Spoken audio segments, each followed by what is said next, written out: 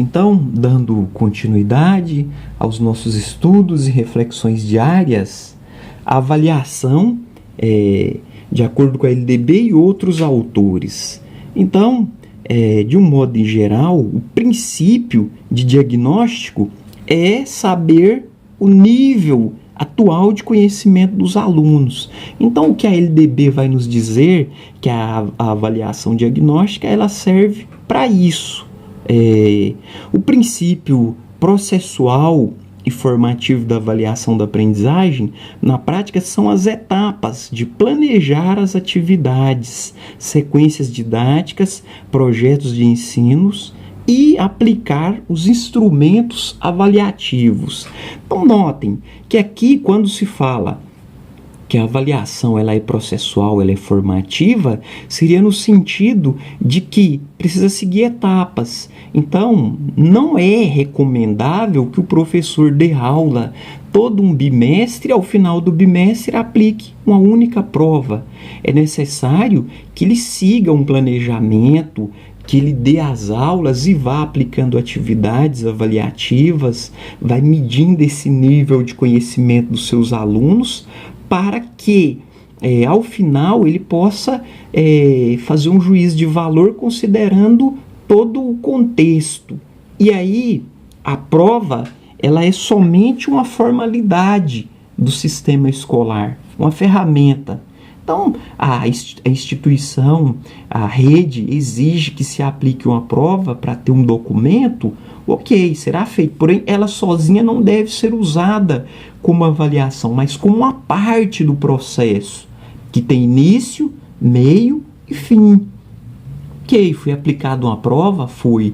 Porém, as atividades, trabalhos de casa, apresentação de trabalhos, seminários, enfim, outras atividades feitas pelos alunos também precisam serem consideradas.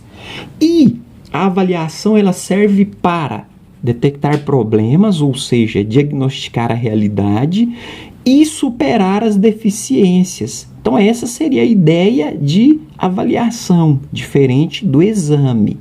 Deve ser sistemática e funcional. Sistemática no sentido de que eu preciso cobrar do meu aluno aquilo que eu trabalhei com ele em sala de aula. E pressupor objetivos e metas. Olha, o que é que eu preciso que realmente o meu aluno saiba, né? E comprovar se os resultados desejados foram alcançados ou até que ponto foram alcançados. Então, essa seria a utilidade da avaliação. E aí, fornecer informações tanto ao aluno quanto ao professor sobre o processo de aprendizagem, dificuldades, erros e acertos.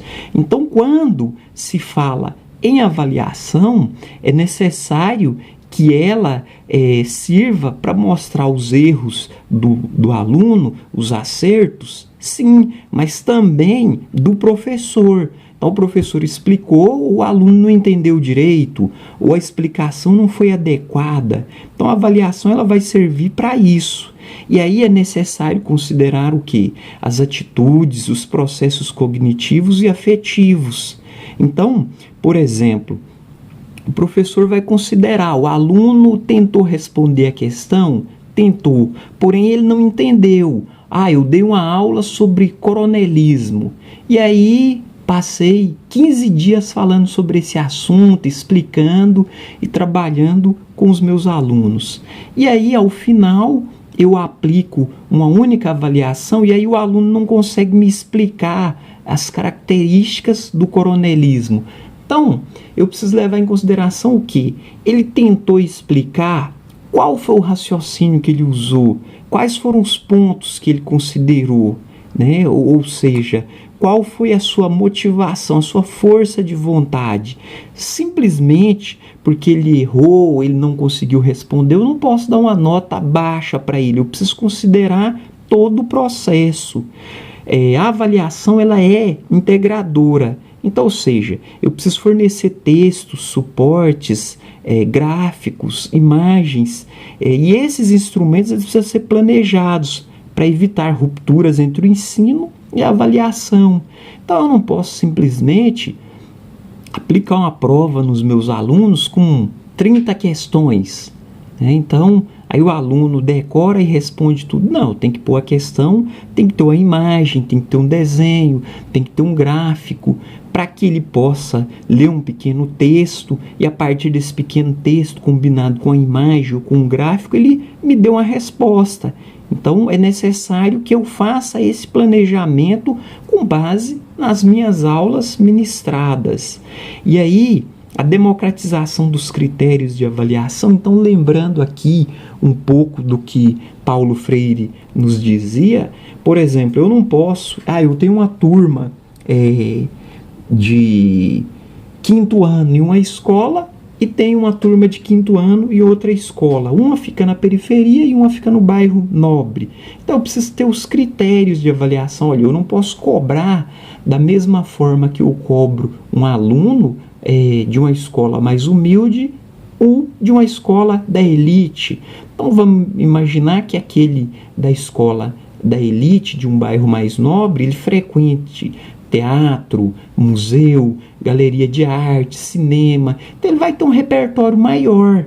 Então é necessário que eu exigir mais dele a escrita, o vocabulário, as palavras. Eu não posso cobrar da mesma forma do outro. E o nível, ou seja, de conhecimento, eu tenho que considerar a realidade de cada um, o contexto do bairro, da comunidade em que eles vivem.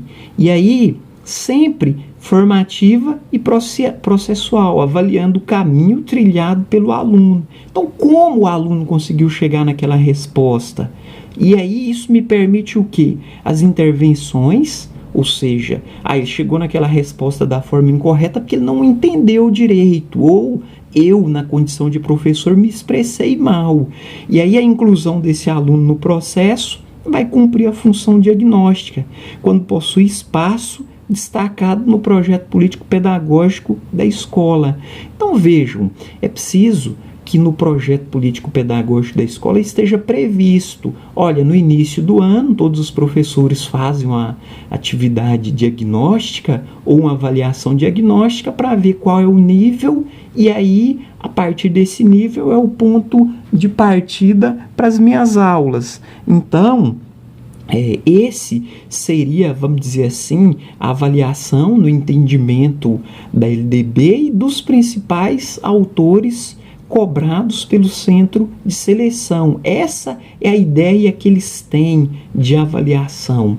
Então, precisamos ficar atentos, ou seja, estarmos revendo.